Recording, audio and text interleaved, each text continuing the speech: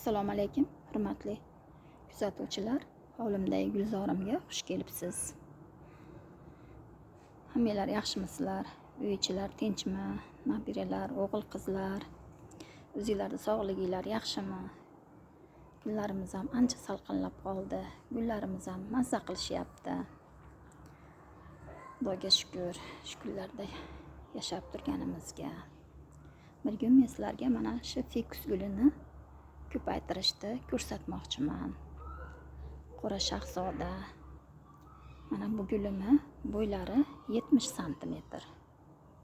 70 sm. Shu gulni ko'paytirmoqchiman. Bo'ylari o'sdi.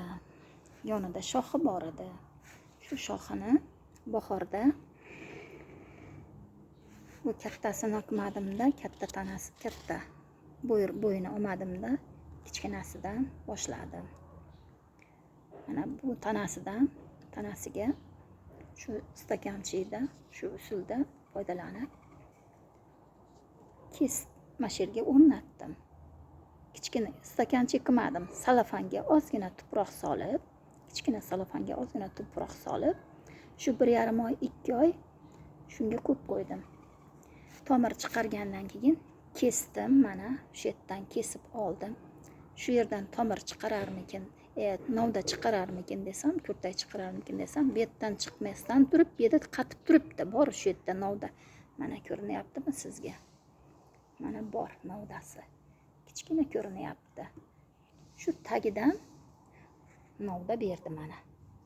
O'zi bitta bak berdi, keyingisi ham mana baki ochilishga tayyor turibdi. Bu kesib olganimdan keyingi holati mana bu gulimi. Mana shu 3 ta bargi bor edi. Mana buni yangi chiqargan bargi mana. Holati yaxshi. Shu gulni ham bu yog'i o'sib ketyapti. Shu kunlarda mana bir haftacha bo'lib qoldi. Shu stakanchikka shuni joyladim shu yerga. Mana tepadan sanaganimizda 6 ta bakidan keyin 7-baki mana uni turibdi. Hozir ko'rsataman, mana ko'rinsa, mana 7-bakini ham mana oldim. Mana buni ichida ham, tagida ham 8-bargi bor. Mana shuni olganman. Olib shuni atrofini shilib turib, karnevin tugab qolgan ekan. Bitta chisnoyni, bitta zutchigini kesib turib, o'rtasidan yorib, shu tanasiga surkadim. Shu 1,5-2 sm tanasini aylanasiga shilib, pichoqda kesib, ko'k po'stini olib tashladim. Shunga chisnoyni surkadimda, shuni ichida qoldi endi mana. Shuni o'rab, qattiq qilib mana mahkam qilib qatirib qo'ydim mana. Keyin ustida salafan bor edi.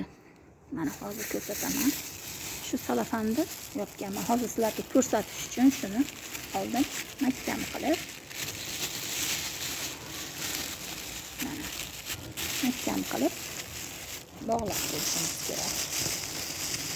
Bekitib qo'yishimiz kerak, xullas.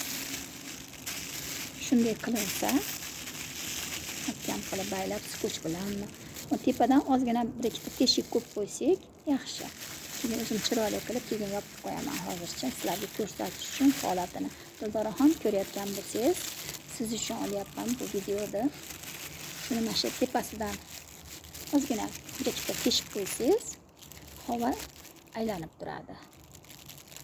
Ichidan o'zi ventilyatsiya bo'lib, parlanib, o'zi tuproqni o'zidan chiqqan pari namlab turadi. Qurib qolmadimikin deb o'ylamaysiz. Shunda shu yaxshi rivojlanadi tomirlari.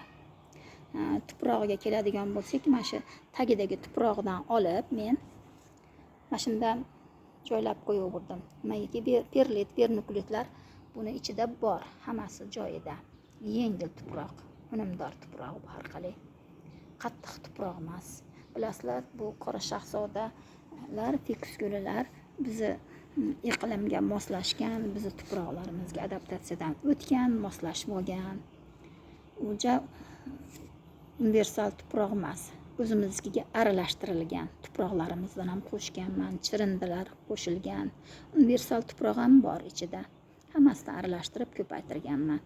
Tuproqda endi pulimizga olgan universal tuproqni o'zim tayyorlagan chirindidan, yerda tuprog'idan, agrot tuprog'idan aralashtirib ko'paytirganman. Bu o'zimizni gullarimizga bo'laveradi. Shunaqa qilib tayyorlasak tuproqlarni.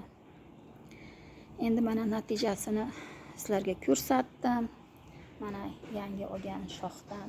Mana endi keyingisi, Xudo xohlasa, mana bu deganim bu bilan gulim 3 ta tomonga ketadigan shox paydo bo'ldi. Agar buni kesganimdan keyin mana hozir bir haftadan ko'p bo'ldi buni tayyorlab qo'yganimga. Shu tagidan kesib olaman buni. 1,5 oy, uzog'i 2 oyma ko'rinadi-da, keyin hali tomirlar maydadan aylanasiga tomirlar oqarib, o'zi ko'rinib, tomiri ko'payib ketadi. Shunda buning uchun 1,5 oydan ko'proq 2 oycha vaqt ketadi. Shu tagidan kesib olamiz, mashina tepasidan mana 1 santimetrcha qo'yib, keyin kesib olamiz. 1 santimetr qo'ysak yaxshi bo'ladi. Mana yerdan yangi novda kurtak chiqishiga. Men mana yerda mana 1 santimetr qo'yilmagan. Ko'ryapsizmi meni xatoyimni mana. 1 santimetr qo'yilmagan. Yaqin kesilgan. Shuning uchun deyapman mana menga kurtak bu yerdan chiqmagan. Zarar qilyapti. Mana bu kesilgan joy menimcha qurib qolganda endi mana shu kesilgandan keyin qurib qolgan. 1 santimetrga ko'p balandroq kesganimda mayatdan chiqqan shu novda shu yerdan chiqar edi. Lekin umidim bor, bu yerdan chiqmasa ham balkim bu yerdan chiqar. Shuning uchun aytyapman, endi bunisida mana kesayotganimda mana shu yerdan 1 santimetr teparoqdan kesib olaman. Keyin novda chiqarishga yangi kurtak shu yerdan uyg'onib chiqishiga zamin nima bo'ladi, holati yaxshilanadi. Mana shu yerdan unib chiqishiga sharoit yaratgan bo'laman. Men nariginda sharoit qilib bermaganman. Demak, ashuni men xatolik bo'lganda menda xullas shu xatolikni sizlar takrorlamanglar demoqchiman. Lekin umidim bor, shu tepasidan chiqarib qolsa, yana ham chiroyli turadi. Mana bo'ylari sizga ham aytdim, Dildoraxon 70 santimetrdan baland bo'lsa yaxshi bo'ladi. Undan kaltasi ham bo'lsa kerak-ku. Men tushuncham, men eshitganim, bilganim 70 santimetrdan ko'proq bo'lsa kessangiz yaxshi bo'ladi. Tanasi sal baquvvatroq bo'lib qolib 70 santimetrdan baland bo'lsa, tana baquvvatroq bo'lib qolar ekan. Shunda chiroyli chiqar ekan. Natijasi mana, keyingi natijani mana kutib qolamiz sizlar bilan. Bugungi ko'rsatganlarim sizlarga ozgina bo'lsa ham foydasi tekkan bo'lsa, juda ham xursand bo'laman. Meni bu gulim holati juda chiroyli. Shu kunlarda juda chiroyli bo'ldi mana. Baklari ham yaltirab turibdi. Artganman, chang bo'ladi. Artib turmasak yaltiramaydi, bilasizlar. Keyin nabiralar mana to'p o'ynashib, to'p tepishib, bu holat gulim jicha ozgina shikastlanib qoldi. To'g'risi, shikastlandi. Mana bu baklariga shikast yetdi. Bunisiga, mana bu baklariga to'p tepishib nabiralar bilasizlar, shu holatga keltirdi. Yaxshi tanasi sinib ketmadi. Baklari shikastlandi. Shunaqasi ham bo'ladi endi. Nabiralar hamma yoqqa qiziquvchan o'ynaydi. Nima bo'lishiga ahamiyat berishmaydi. Bilasizlar. Boriga shukr nabiralarga ham. Rahmat, bugungi ko'rsatganlarim sizlarga ozgina bo'lsa ham foydasi tekkan bo'lsa, xursand bo'lardim. Endi men buni hozir videoda o'chirgandan keyin mana salofan bilan buni yaxshilab yopib qo'yaman. Tinch bo'linglar, rahmat, sog' bo'linglar. Keyin yana videolarda uchrashguncha keyin gullarim holatini ko'rsataman. Juda ham bugungi kunda gullarim holati juda chiroyli. Juda chiroyli. Rahmat e'tiborlari uchun. Sog' bo'linglar.